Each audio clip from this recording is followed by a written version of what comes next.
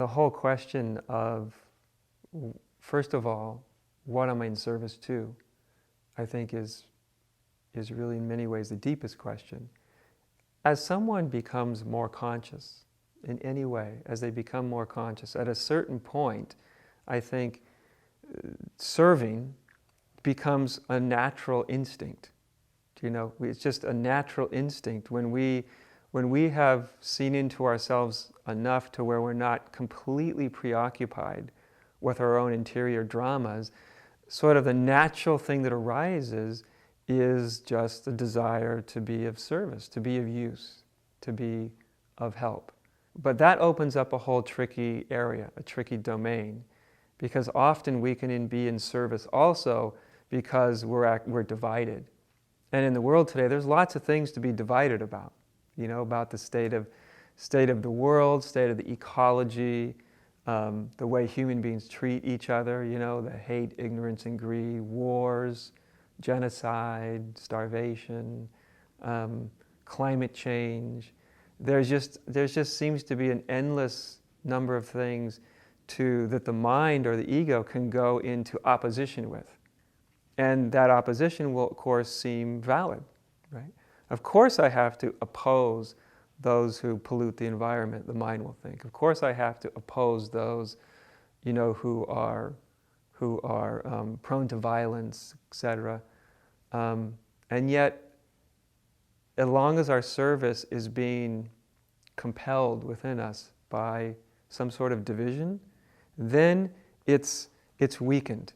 Anytime you or I, anybody, move from a point that's informed by what we're against, we're not really a real strong transformative force. We might bring change, but we won't bring transformation. And I think that's something that I hear more and more that people that do service, are in service, are grappling with right now.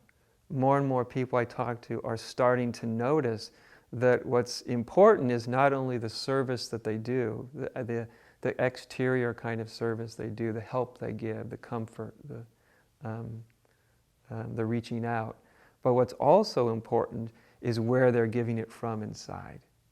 I find more people are starting to recognize that where I'm giving my service from is in many ways as important as the service itself. Otherwise, we just sort of continue to polarize ourselves from each other, and that breeds conflict. So I think service is one of those areas that really calls us to look really quite deeply at our motivations, what we're actually serving,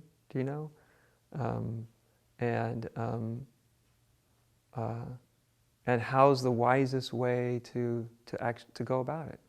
Otherwise, sometimes service is also an expression of our anxiety. I'm afraid the world is going to go, we're going to blow each other up, or we're going to destroy the world, and there's sort of an existential anxiety, and so the service can get fueled by fear, understandable fear. But also that has a consequence of dividing us against one another. So I think it's very important that when we really look into our hearts about what are we serving, that we're really called to an honesty, to really look and see, am I divided inside? Is my heart divided? Am I coming from a place of wholeness, or am I coming from a place of division? Am I serving what I'm against, or am I serving what I'm for? Serving what we're against is a relatively weak force in the world. It looks powerful, but it's ultimately weak in terms of transformation. But moving in the world where we're really concerned with what we're for, it's a very uniting, unifying force. And it's much more powerful, much more inspirational also.